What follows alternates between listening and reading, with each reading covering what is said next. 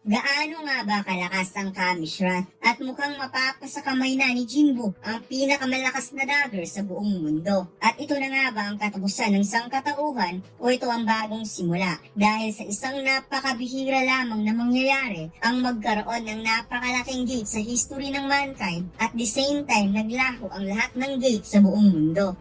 Official na ipinahayag ang pag-upo ni Woo Jin-chul bilang bagong chairman ng Hunter Association, habang hindi naman in-expect ni Jin-a ang pag-upo ni Jin-chul kapalit ni Chairman Go Gan-hye. Napansin niya ang kanyang ina na naghuhugas ng plato, kaya nilapitan niya ito upang manglambing at wika ng kanyang ina na kung pwede paminsan-minsan siya ang magligpit ng sarili niyang pagkain. Ngunit iba ang naging tugon ni Jin-a, kung pwede lumipat na sila ng bahay. Subalit sagot ng kanyang ina, kahit luma na ang kanilang bahay, gusto pa rin niyang mananatili dito. Kaya tahimik na lamang umalis si Jin-a at inutusan siya nitong tupiin na lamang ang mga bagong labang damit. Papasok na si Jin-a upang gawin ang mga gawaing bahay. Ngunit may bigla siyang napansin sa bintana na hindi ka panipaniwala. Samantalang maraming mga reporters na nag-aabang sa labas ng office ng Ajin Guild dahil may narinig silang rumors na mayroong bumisita na isang napaka-popular na hunter at hanggang ngayon hindi pa rin sila makapaniwala na si Thomas Andre ay nasa loob ng Ajin Guild office.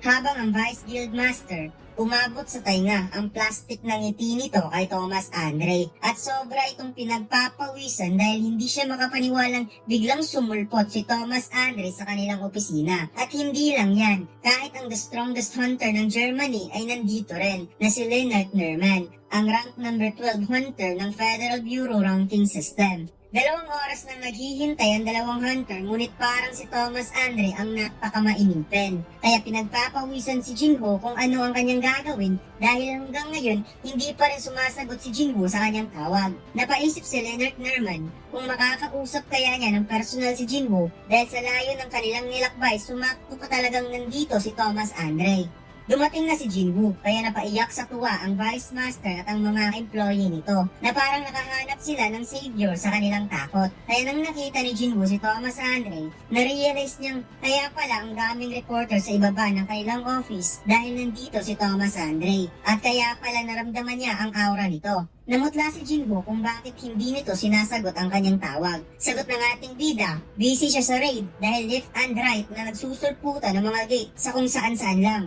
Nilapitan ni Thomas Andre si Jinwoo at binati niya ito dahil matagal-tagal na rin mula nung huli silang nagkita. Tinanong ni Jinwoo kung ano ang pakay nito sa Korea. Wika ni Thomas Andre na nag-promise daw siya kay Jinwoo na magdi-dinner sila kapag complete recovery na ang kanyang braso at mayroon siyang dinala na napakagandang regalo.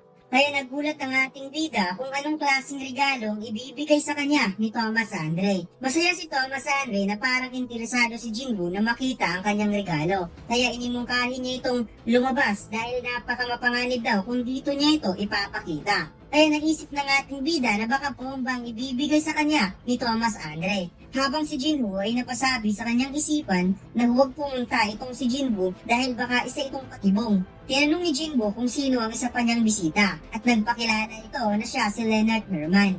Kaya napagtanto ng ating bida na baka isa itong hunter na hihingi ng proteksyon sa kanya, ngunit kaagad siyang inaya ni Thomas Andre na lumabas na kaagad. Sinubukang sumunod ni Leonard Nerman, ngunit ayaw itong kasamahin ni Thomas Andre. Kahit nag-aantay pa ito ng ilang oras, subalit ang kanilang i-discuss sa isang top secret. Kaya walang nagawa ang German hunter dahil alam niyang ganito talaga ang magiging resulta kapag nasa tabi niya ang isang Thomas Andre. Hindi siya matatrato ng maayos.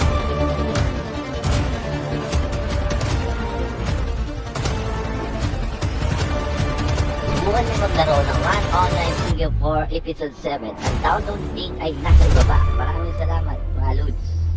Pagkatapos kumain ng dalawa sa isang magarang hotel, kasama nito ang kanyang mga tauhan. Nag-snap si Thomas Andre upang ilagay sa lamesa ang regalo niya para kay Jinwoo. At sinabing kung alam lang daw ni Jinwoo na matagal na niyang hinihintay ang pagkakataon na ito. Napatanong ang ating bida kung ano ang laman ng case. Ngunit wika ni Thomas Andre kung nararamdaman ba ni Jinwoo ang tindi ng mana power sa loob. Binuksan ni Thomas Andre ang case at ito daw ang kabayaran ng kanyang buhay at ang buhay ng kanyang guild member. Nagulat si Jinwoo sa kanyang nakita at naramdaman niya ang matinding mana ng Kamish Corps. Kaya na-impress si Thomas Andre dahil na-recognize ka agad ni Jinwoo sa isang tingin lang kung saan ito galing. Tinanong ng ating bida bakit wala ito sa pangangalaga ng Federal Bureau. Ibinigay daw sa kanila ng US government ang pangangalaga nito. Kaya ngayon nakapag-decide siya na ibibigay niya ito kay Jinwoo. Dahil kumikita naman sila ng maraming pera kahit wala ang bagay na ito. Dagdag pa niya na ito daw ang pinakamalaki at pinakamatalas sa lahat ng pangil na hinila niya nung sinubukan siyang kagatin ng Dragon Kamesh. Kaya isa daw itong souvenir para sa kanya. Gusto sana niya itong gawing longsword, ngunit maikli lamang ito para gawing espada. Kaya ginawa na lamang niya itong dagger. At sino mag-aakala na ang desisyon na iyon ay maging tumpak sa gustong regalo ni Jinwoo. Nakita ni Jinwoo kung gaano ka-powerful ang dagger na hawak niya. Mayroon itong plus 1,500 attack points at may unknown level of difficulty. Habang kinukumpara niya ito sa Demon King Dagger na mayroon lamang plus 220 attack points na may S-rank level of difficulty. Gumawa ng freestyle hand dagger trick si Jinwoo upang masubukan kung gaano siya kakomportable na hawakan ng dagger. At napansin niyang ang may napakataas na stats dagger ay mas madaling hawakan. Kaya kinabahan si Thomas Andre sa pinaggagawa ni Jinwoo dahil ang dagger na ito ay kaya daw siyang hatiin kahit gagamitin pa niya ang kanyang reinforcement defense skills. Habang napansin ni Jinwoo na hindi talaga ito isang ordinaryong dagger lamang dahil nagre-react daw ito sa kanyang sariling mana at mas lalo pa siya nitong pinapalakas. Kaya napatanong tuloy si Thomas Andre kay Laura kung mali nga ba talaga ang kanyang desisyon na ibibigay niya ang dagger kay Jinwoo. Ngunit hindi na lamang nagsalita si Laura. Tinanong ni Jinwoo kung ibibigay nga ba talaga ni Thomas Andre ang dalawang dagger for free. Wika ni Thomas Andre, anong free? Ang dagger na ito ay mas mahalaga pa kaysa sa kanyang buhay at buhay ng kanyang guild member. Kaya ito daw ang magiging kapalit. Tinanggap ni Jinwoo ang dagger at masaya si Thomas Andre na marinig ito galing kay Jinwoo. Ngunit in that moment, biglang naramdaman ng dalawa ang napaka-unusual presence habang nagkagulo ang mga tao sa kanilang nakita. Wika ni Jinwoo na ito na kaya ang sinabi ni Dr. Belzer na isang Magisphere na bumubuo sa kalangitan ng South Korea. Wika ni Thomas Andre, hindi daw siya makapaniwala sa kanyang nakita at ito daw ay mas malaki pa kaysa sa Dragon Kamesh. At ipinakita ang napakalaking gate na lumitaw sa buong syudad ng Seoul, South Korea. Inulat sa lahat na dapat nang umalis ang lahat ng residente sa Seoul, South Korea dahil ang gate na lumitaw ngayon ay ang pinakamalaking gate sa history ng mankind. At kaagad umabot ang balitang ito sa US government. Sinabi ni Dr. Belzer na recently lang nagwa-warning siya sa largest volume ng mana na bumubuo sa himpapawid. Ngunit ang giant gate na lumitaw sa Seoul ay simula pa lang dahil aasahan nilang mayroon pang lumitaw na nakakatakot na gate sa iba pang bansa. Tinanong ng doktor na si Belzer na sa tagal ng kanyang pagre-research patungkol sa gate at magic beast, ano ang pinaka-the best na gagawin sa sitwasyon na ito. Wika ng doktor na kailangan nilang mag-pray. Kailangan nilang mananalangin na sana ang sitwasyon na ito ay hindi magtatapos sa isang nakakatakot na tragedy. Habang si Jinwoo sinusubukan itong puntahan ng gate upang pasukin, ngunit nagtataka siya dahil hindi siya makapasok na parang mayroong wall na nakaharang. Subalit ang pinagtataka niya, kung isa lamang itong ordinaryong wall, kaya lang niya itong wasakin. Kaya nananalangin si Jinwoo na sana ang nasa loob ng gate ay hindi katulad sa huli niyang nakalaban dahil ang kanyang kaibigan at kapamilya ay nasa ibaba lamang.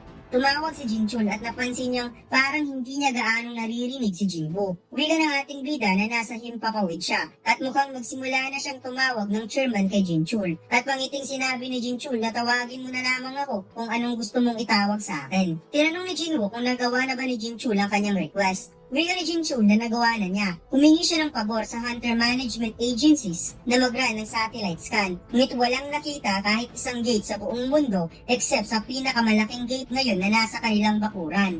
3 oras na ang lumipas nung lumitaw ang gate, ngunit napakabihira lamang na biglang nawala ang lahat ng gate sa buong mundo at the same time lumitaw ang pinakamalaking gate dito sa Seoul, South Korea.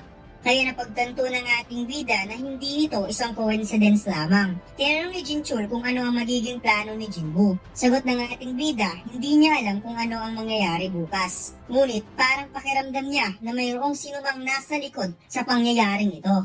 Pagkatapos, lumipat ang eksena sa gymnasium ng Hunter Association. Nagsanay si Vero at Jinwoo at makikitang kahit gaano pa kapilis si Vero, hindi niya kayang mahawakan man lang si Jinwoo. Nagawang mahawakan ni Jinwoo ang kamay ni Vero at tinanong niya ito kung ibinibigay na ba lahat ni Vero ang buo niyang lakas. Biglang lumuhod si Vero at sinabing walang paraan para mahawakan man lang ang kanyang king. Tugon ni Jinwoo, ayos lang naman sa kanya. Gusto lang naman niyang magpapawis at si Vero lang ang makakatulong sa kanya. Binibigyan daw niya ng honor ang salita ng kanyang king. Napansin ni Jinwoo na parang gumagaling si Vero sa pagsasalita o baka kumain na naman ito ng tao. Muling nagsimula ang kanilang session at ipinakitang si Vero ay nasa max level commander. Nagsagawa ng pag-atake si Vero habang si Jinwoo ay napaka-effortless lamang itong sinasalag at iniiwasan ang mabilis na pag-atake na parang hindi ito nakikipaglaban at kaagad itong nag-counter ng napakasimpleng suntok na ininda ni Vero. Wika ni Jinwoo na mas lalong lumalakas si Vero nung naging commander ito. Ngunit sa sistema ng army, mayroon lamang nag-iisang commander. At kapag si Igris at iba pang mga major shadows ay magiging general, siguradong hahabulin nito ang posisyon ni Vero. Kaya kung ayaw nitong maagaw ang kanyang posisyon, dapat magpalakas pa ito lalo. Nagkaroon ng matinding damage ang gymnasium dahil sa laban ng dalawa. Naisip ni Jinwoo na kahit si Vero ang kanyang pinakamalakas na soldier, hindi pa rin sapat ang lakas nito upang talunin ang mga monarchs. Nagawang ma-uppercut ni Jinwoo si Vero at kaagad naman itong nagsagawa ng mabilisang counter ngunit parang nag-teleport lamang si Jinwoo sa sobrang bilis at lumipat lamang ito sa kaunting distance at nag-unleash ng napakalakas na suntok kaya dumikit si Vero sa pader. Wika ni Vero, isa lamang siyang servant at palagi talaga siyang naa-amaze kung gaano kalakas ang kanyang king. Kaya nagtataka na talaga ang ating bida at sinabing mukhang kailangan na talaga niyang i-block ang historical drama ng kanilang TV upang hindi na makapanood ng old school drama itong si Vero. Kaya nalungkot tuloy si Vero. Tapos na ang kanilang training at kailangan na nilang linisin ang gymnasium. Ngunit nagulat ang ating bida sa kanyang nakita. Dahil ang gymnasium, hindi ito kayang linisin ng basta-basta. Kaya tinawagan na lamang niya ang chairman at sinabing mayroon daw siyang 300 ant soldier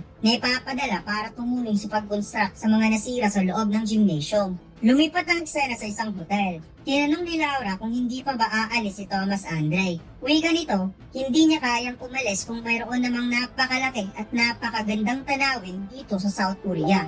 Tugon ni Laura, sang-ayon daw siya sa napakalaki, ngunit hindi siya sumasang-ayon sa napakaganda. Wika ni Thomas Andre, ang blast breath ng dragon, ang napakalaking gate, ang kapangyarihan ni Jinwoo, ang lahat ng ito ay napakaganda para sa kanya. Anyways, walang point kung uuwi siya sa US kung wala namang gate doon. Tugon ni Laura na nag-aalala daw ang Federal Bureau of Hunters sa kanya. Sagot ni Thomas, worried? May punto nga naman. Ngunit wala nang mas safety pa sa lahat kung nasa tabi niya si Song Jinwoo. Dagdag pa ni Thomas Andre na wala namang dapat pang aalahanin pa kung ang gate na ito ay hindi mapipigilan dahil gusto rin niyang masaksihan ng dalawa niyang mga mata kung ito na nga ba ang katapusan ng sangkatauhan o ito na ba ang bagong simula. At dito lang nagtatapos ang ating kwento mga lods. Huwag sanang kalimutang mag-like, comment at mag-subscribe sa ating YouTube channel at mag-follow sa ating Facebook page. Salamat!